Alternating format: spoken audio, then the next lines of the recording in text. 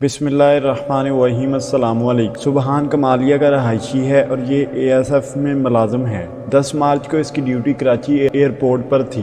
दिन 12:05 पर गल्फ से एक फ़्लाइट आई। फ़्लाइट के एक मिडिल क्लास मुसाफिर का ख़ानदान इसे रिसीव करने के लिए इंटरनेशनल अराइवल पर खड़ा था। मुसाफिर की 3 साल की छोटी बेटी भी एयरपोर्ट पर थी। इसने दूर से वालिद को देखा तो वो बेइख्तियार वालिद की तरफ दौड़ पड़ी। रास्ते में ASF के एहलकार खड़े थे। बच्ची जब सुबहान के करीब पहुंची तो इसने इसे बालों से पकड़ा और जमीन पर दे मारा। बच्ची फर्श पर गिर गई, लेकिन ये इसके बावजूद उठी और दौड़कर वालिद से लिपट गई। ये मंजर किसी ने रिकॉर्ड कर लिया और ईद के दिनों में इसे सोशल मीडिया पर अपलोड कर दिया। इन दिनों बहावल नगर का वाकया वायरल था। ये वीडियो भी इस रेले का हिस्सा बन गई और सोशल मीडिया से होती हुई व्हाट्सएप ग्रुपों और फिर टीवी चैनल तक पहुंच गई। मीडिया के शोर पर आखिरी इतलात के मुताबिक ASF ने सुबहान को मुअत्तल कर दिया, लेकिन इसके बावजूद इस वाकये में एक मिसिंग एलिमेंट मौजूद है। वो क्या है, हम इस तरफ आने से पहले बहावल नगर के वाकये की तरफ आएंगे। बहावल नगर से 10 किलोमीटर बाहर बहावलपुर चिश्तियाँ रोड पर मंडी मदरसा नाम का एक छोटा सा कस्बा है। इस कस्बे के थाने के 2 एहलकार ईद से एक दिन कबल चक सरकारी गांव के एक घर गए। दरमियानी उम्र का एक शख्स बाहर निकला। पुलिस ने इसके नाम की शिनाख्त की और इसे थाने चलने का हुक्म दिया। वो नौजवान भाग कर अंदर चला गया। पुलिस भी इसके पीछे घर में दाखिल हो जाती है। घर में इस नौजवान के 2 भाई होते हैं। वो पुलिस एहलकारों को पकड़कर चारपाई पर बिठा लेते हैं और इनसे वारंट मांगते हैं। पुलिस के पास वारंट होता है और ना ही लेडी पुलिस। वो इन्हें SHO को बुलाने का कहते हैं। एहलकार ASI और कांस्टेबल SHO रजवान अब्बास को कॉल करते हैं। SHO एक एहलकार के साथ वहां पहुंच जाता है। वो दोनों भाई SHO से अपने भाई का जुर्म पूछते हैं। SHO बताता है, हमने किसी शख्स से पिस्तौल बरामद किया है।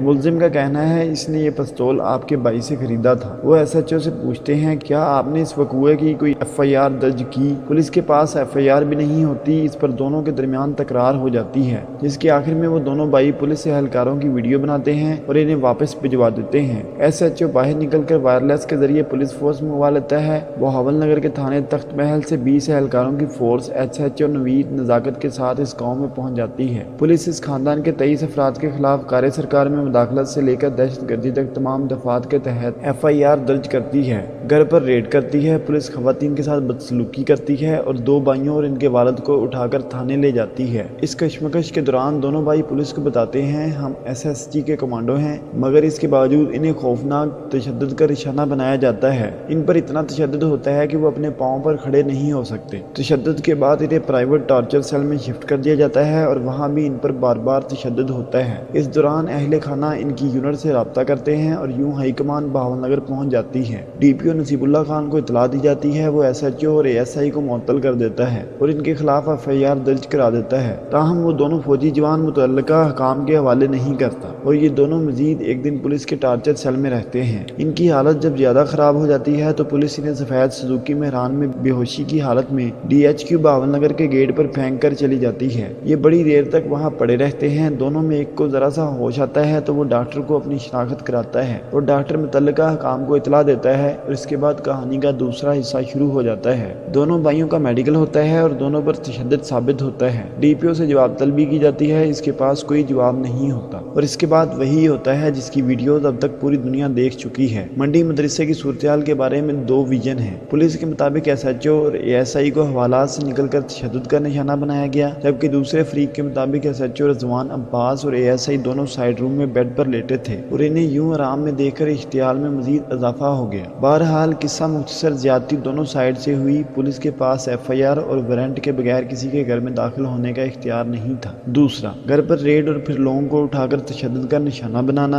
और फिर इन्हें हवालात की बजाय प्राइवेट टॉर्चर सेल में रखने की भी कोई जस्टिफिकेशन नहीं थी। और जब मामला DPO के नोटिस में आ गया था तो भी पुलिस ने दोनों फौजी जवानों को हवालात में शिफ्ट किया और ना इन्हें मुतल्लिका हकाम के हवाले किया। क्यों? दूसरी तरफ पुलिस स्टेशन रियासत का सिंबल होता है और किसी भी अदारे के पास ख्वाह वो कितना ही बड़ा और मुकद्दस अदारा क्यों ना हो, इसमें दाखिल होने और वो सलूक करने जिसकी फुटेज पूरी दुनिया देख चुकी है का इख्तियार नहीं होता। और अगर ये हो जाए तो फिर इसका वही नतीजा निकलता है जो इस सूरत हाल के बाद निकला। बहावल नगर के 3 थाने 3 5 दिन बंद रहे। शहर से ट्रैफिक, पुलिस और सिक्योरिटी तक चली गई और फोर्स का मोराल बहुत डाउन हो गया। अब दोनों अदारों के दरमियान एतमाद बहाल करने में बहुत वक्त लगेगा। पुलिस और फौज की क़यादत मामला ठंडा करने की कोशिश कर रही है, मगर अभी तक कोई खातिरख्वाह कामयाबी नहीं हुई। पुलिस के व्हाट्सएप ग्रुपों में बहुत कुछ कहा और सुना जा रहा है। वर्दियां भी जलाई जा रही हैं और काम छोड़ हड़ताल की धमकियां भी दी जा रही हैं। ये वाकया साबित करता है हमारे अदारों में इंटेलिजेंस का सिस्टम बहुत कमजोर है। पुलिस की क़यादत भी सूरत हाल की नज़ाकत का अंदाजा नहीं कर सकी और फौज ने भी नताइज का तखमीना नहीं लगाया और इसके नतीजे में अदारों में टकराव हो गया।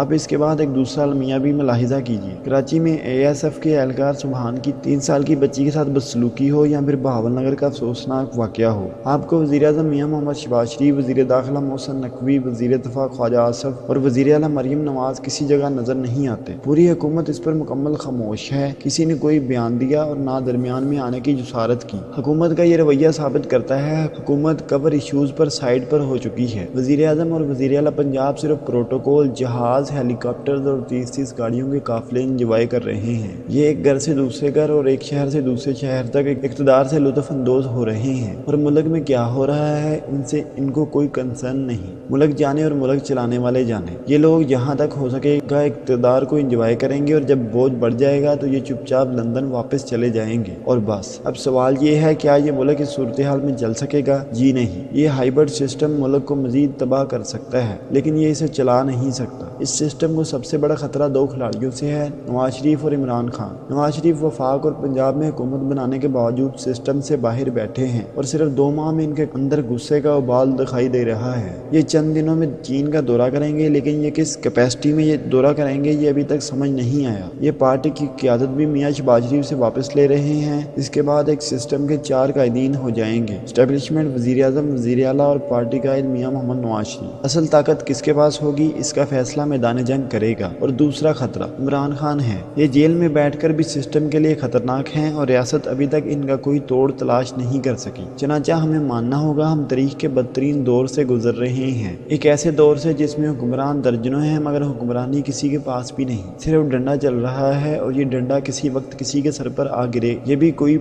जानता। चनाचा हम बहरानों की दलदलों में धंसते चले जा रहे हैं और इस सूरत हाल का सिर्फ एक ही हल होता है, अल्लाह के हवाले।